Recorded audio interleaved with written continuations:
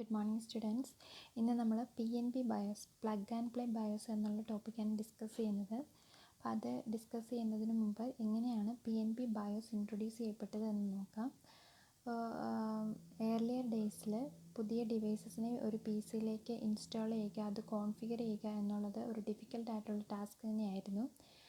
അപ്പോൾ ഓരോ പുതിയ ഡിവൈസ് നമ്മൾ ഇൻസ്റ്റാൾ ചെയ്യുമ്പോഴും അതിനാവശ്യമായിട്ടുള്ള കോൺഫിഗറേഷൻ സെറ്റപ്പ്, അതിനാവശ്യമായിട്ടുള്ള റിസോഴ്സസ് ഒക്കെ അവൈലബിൾ ആണെന്ന്, ഇൻറ്ററപ്റ്റ് റിക്വസ്റ്റ് ലൈൻസ്, IRQ, അതുപോലെ തന്നെ ഇൻപുട്ട് ഔട്ട്പുട്ട് പോർട്സ് അതിന് പുതിയ ഡിവൈസിന് വേണ്ടിയിട്ട് അവൈലബിൾ ആണോ, പിന്നെ DMA ചാനൽ മെമ്മറി അവൈലബിൾ ആണോ, അങ്ങനെയുള്ള കാര്യങ്ങളൊക്കെ സെർച്ച് ചെയ്ത് അത് കറക്റ്റായിട്ട് അത് അവൈലബിൾ ആണെങ്കിൽ ആ രീതിയിൽ അതിനെ സെറ്റ് ചെയ്യുക.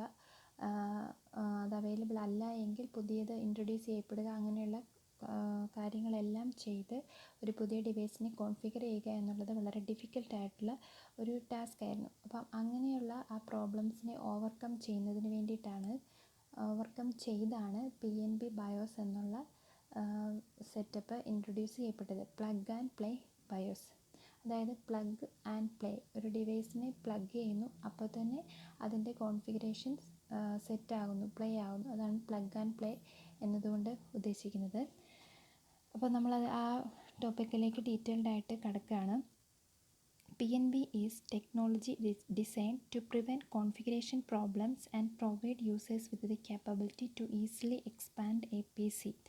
ഇപ്പോൾ PNP എന്ന് പറഞ്ഞ ടെക്നോളജി കോൺഫിഗറേഷൻ പ്രോബ്ലംസ് പ്രിവെൻറ്റ് ചെയ്യുന്നതിന് വേണ്ടിയിട്ട് ഡിസൈൻ ചെയ്യപ്പെട്ട ഒരു ടെക്നോളജിയാണ്. ഈ ടെക്നോളജി വഴിയായിട്ട് ഒരു പേഴ്സണൽ കമ്പ്യൂട്ടർ, ഒരു PCയെ നമുക്ക് ഈസി ആയിട്ട് എക്സ്പാൻഡ് ചെയ്യാനായിട്ടും സാധിക്കും. എന്ന് പറഞ്ഞാൽ പുതിയ ഡിവൈസസിനെ നമുക്ക് അറ്റാച്ച് ചെയ്യാനായിട്ട് സാധിക്കും. അത് വളരെ ഈസി ആയിട്ട് അറ്റാച്ച് ചെയ്യാനായിട്ട് സാധിക്കും. Plug and play BIOS, which automates the process of detecting and adding hardware to a system. Plug and play BIOS വഴിയായിട്ട് ഒരു സിസ്റ്റത്തിലേക്ക് പുതിയ ഹാർഡ്വെയറിനെ ആഡ് ചെയ്യാനും പുതിയ ഹാർഡ്വെയർ ഏതെങ്കിലും അറ്റാച്ച് ചെയ്യപ്പെട്ടിട്ടുണ്ടോ എന്നുള്ള കാര്യം ഡിറ്റക്റ്റ് ചെയ്യാനും വളരെ ഈസി ആയിട്ട് നമുക്ക് സാധിക്കുന്നതാണ്. It enables the system to automatically search for new hardware connected to the system. Plug and play ബയോസിൻ്റെ മെയിൻ ഡ്യൂട്ടി എന്താണെന്നാണ് ഇവിടെ പറയുന്നത്. It enables the system to automatically search for new hardware connected to the system. ഒരു സിസ്റ്റത്തിലേക്ക് പുതിയ ഏതെങ്കിലും hardware connect ചെയ്തിട്ടുണ്ടോ എന്ന് ഓട്ടോമാറ്റിക്കായിട്ട് ആ സിസ്റ്റത്തിന് സെർച്ച് ചെയ്യാൻ പറ്റും. PNP BIOS automatically search for the drivers to use the device. ഏതെങ്കിലും ഡിവൈസ് കണക്ട് ചെയ്യപ്പെട്ടിട്ടുണ്ടെങ്കിൽ ആ ഡിവൈസിന് വേണ്ടിയിട്ടുള്ള ഡ്രൈവേഴ്സിനും ഈ PNP BIOS ഓട്ടോമാറ്റിക്കായിട്ട് സെർച്ച് ചെയ്യും. ഡ്രൈവേഴ്സ് എന്താണെന്നൊക്കെ കഴിഞ്ഞ ക്ലാസ്സിൽ ഡിസ്കസ് ചെയ്താണ്, പ്രോഗ്രാംസ് ആണെന്നൊക്കെ നമ്മൾ പറഞ്ഞിരുന്നു. With PNP the user simply plugs in the new card and the system configures it automatically for proper operation. PNP use ചെയ്തുകൊണ്ട് ഒരു യൂസറിന് ഒരു ന്യൂ ഡിവൈസിനെ സിമ്പിളായിട്ട് പ്ലഗ് ചെയ്യുക. അപ്പോൾ തന്നെ അതിൻ്റെ കോൺഫിഗറേഷൻസ് ഓട്ടോമാറ്റിക്കായിട്ട് സെറ്റ് ആകും അല്ലെങ്കിൽ പ്ലേ ആകും. അങ്ങനെ ആ ഡിവൈസിനെ നമുക്ക് യൂസ് ചെയ്യാവുന്നതാണ്. PNP is composed of 3 principal components. PNPക്കകത്ത് 3 കമ്പോണൻറ്റ്സ് ആണ് മെയിനായിട്ടുള്ളത്. PNP BIOS, ESCD അല്ലെങ്കിൽ എക്സ്റ്റെൻഡഡ് സിസ്റ്റം കോൺഫിഗറേഷൻ ഡേറ്റ, അതുപോലെ PNPയുടെ ഓപ്പറേറ്റിംഗ് സിസ്റ്റം. ഓക്കെ, അപ്പോൾ PNPയുടെ BIOS എന്ന് പറയുമ്പോൾ the PNP BIOS initiates the configuration of the PNP cards during the boot up process. Boot up പ്രോസസ്സിൻ്റെ സമയത്ത് തന്നെ ഏതെങ്കിലും PNP കാർഡ്സ് അറ്റാച്ച്ഡ് ആയിട്ടുണ്ടെങ്കിൽ അതിൻ്റെ കോൺഫിഗറേഷൻസ് ഇനിഷ്യേറ്റ് ചെയ്യുക എന്നുള്ള ഡ്യൂട്ടിയാണ് PNP BIOSനുള്ളത്. If the cards previously were installed the BIOS reads the information from ESCD, initialise the cards and boot the system. അപ്പോൾ നേരത്തെ ആ കാർഡ് ഇൻസ്റ്റാൾ ചെയ്തതാണെങ്കിൽ, നേരത്തെ ഡിവൈസ് ഇൻസ്റ്റാൾ ചെയ്തതാണെങ്കിൽ അപ്പോൾ തന്നെ PNP BIOS ആ കാർഡിനെ പറ്റിയുള്ള ഇൻഫർമേഷൻ എക്സ്റ്റെൻഡഡ് സിസ്റ്റം കോൺഫിഗറേഷൻ ഡേറ്റയിൽ നിന്ന് റീഡ് ചെയ്ത് അതനുസരിച്ചിട്ട് ആ ഡിവൈസിനെ സെറ്റ് ചെയ്യുന്നതായിരിക്കും, ആ ഡിവൈസിൻ്റെ കോൺഫിഗറേഷൻസ് സെറ്റ് ചെയ്യുന്നതായിരിക്കും. അതായത് extended system configuration data ESCD എന്ന് പറഞ്ഞിട്ടുണ്ടെങ്കിൽ ബയോസിനും ഓപ്പറേറ്റിംഗ് സിസ്റ്റത്തിനും ഈ ഡിവൈസിലേക്ക് കണക്ട് ചെയ്തിരിക്കുന്ന പ്ലഗ് ആൻഡ് പ്ലേ ഡിവൈസുമായിട്ട് കമ്മ്യൂണിക്കേറ്റ് ചെയ്യാൻ ആവശ്യമായിട്ടുള്ള ഡേറ്റാസ് പ്രൊവൈഡ് ചെയ്യുന്ന ഒന്നാണ് ESCD എന്ന് പറഞ്ഞിട്ടുണ്ടെങ്കിൽ. ബയോസിനും ഓപ്പറേറ്റിംഗ് സിസ്റ്റത്തിനും പ്ലഗ് ആൻഡ് പ്ലേ ഡിവൈസുമായിട്ട് കമ്മ്യൂണിക്കേറ്റ് ചെയ്യുന്നതിനാവശ്യമായിട്ടുള്ള ഇൻഫർമേഷൻ പ്രൊവൈഡ് ചെയ്യുന്ന ഡേറ്റയാണ് നമ്മൾ എക്സ്റ്റെൻഡഡ് സിസ്റ്റം കോൺഫിഗറേഷൻ ഡേറ്റ എന്ന് പറയുന്നത്. അപ്പം ഏതെങ്കിലും പുതിയ ഡിവൈസ് കണക്ട് ചെയ്തിട്ടുണ്ടെങ്കിൽ ആ ഡിവൈസിന് ആവശ്യമായിട്ടുള്ള കോൺഫിഗറേഷൻ ഡേറ്റാസും അതിന് അവൈലബിൾ ആയിട്ടുള്ള എങ്ങനെയാണ് ആ ഡിവൈസ് കോൺഫിഗർ ചെയ്യേണ്ടത് എന്നുള്ള ഡേറ്റ എല്ലാം ESCDക്കകത്ത് ഉണ്ടായിരിക്കും. അപ്പം ഓരോ തവണ പുതിയ ഡിവൈസ് അറ്റാച്ച് ചെയ്യുന്നതനുസരിച്ച് ESCD അപ്ഡേറ്റ് ചെയ്തുകൊണ്ടേയിരിക്കും. അപ്പോൾ ഇനി അടുത്ത തവണ ആ ഡിവൈസ് നമ്മൾ അല്ലെങ്കിൽ ആ കാർഡ് നമ്മൾ അറ്റാച്ച് ചെയ്യുമ്പോൾ പ്ലഗ് ചെയ്യുമ്പോൾ എങ്ങനെയാണോ അതിൻ്റെ ഓൾഡർ കോൺഫിഗറേഷൻ സെറ്റിങ്സ് എങ്ങനെയായിരുന്നു എന്നുള്ളത് ഈ ESCDയിൽ ഉണ്ടാവും. അതനുസരിച്ച് PNB ബയോസിന് ഓട്ടോമാറ്റിക്കായിട്ട് ആ ഡിവൈസിനെ കോൺഫിഗർ ചെയ്താൽ മതിയാവും.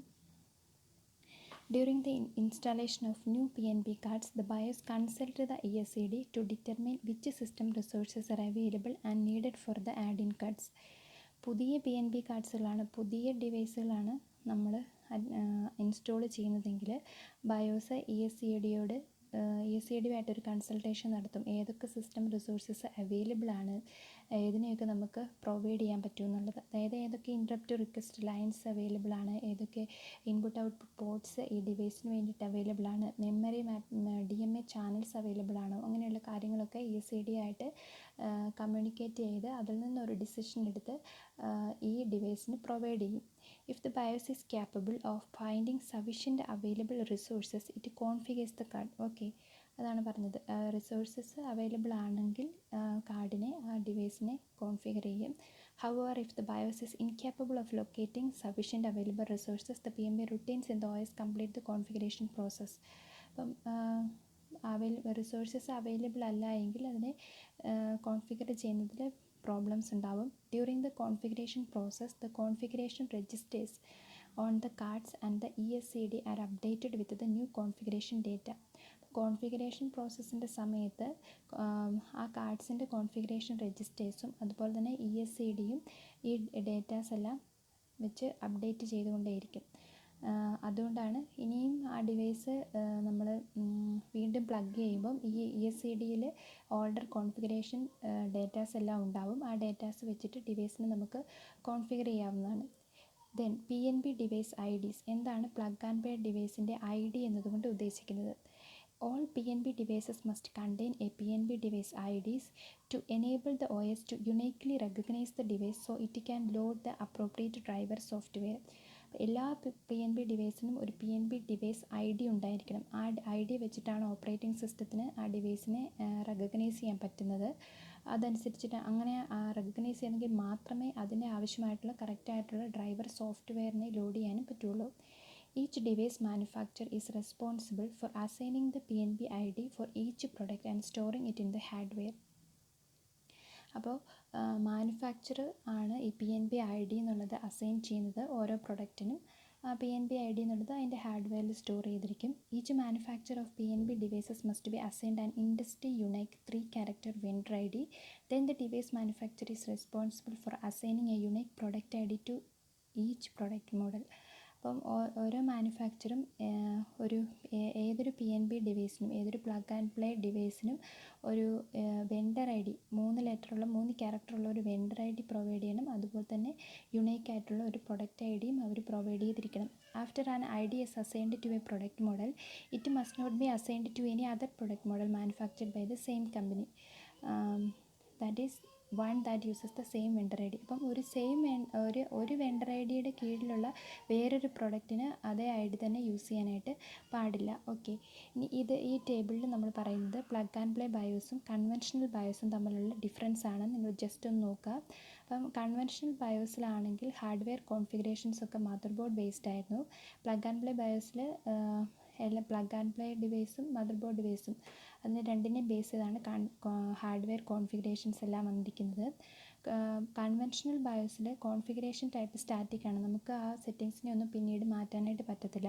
പ്ലഗ് ആൻഡ് പ്ലേ ബയോസിൽ അതിന് നമുക്ക് ചേഞ്ച് ചെയ്യാൻ പറ്റും. ഏത് ഡിവൈസാണോ നമ്മൾ ഇൻസ്റ്റാൾ ചെയ്യുന്നത് അതനുസരിച്ചിട്ടാണ് അതിൻ്റെ കോൺഫിഗറേഷൻ സെറ്റിങ്സ് നമ്മൾ മാറ്റിക്കൊണ്ടിരിക്കുന്നത്.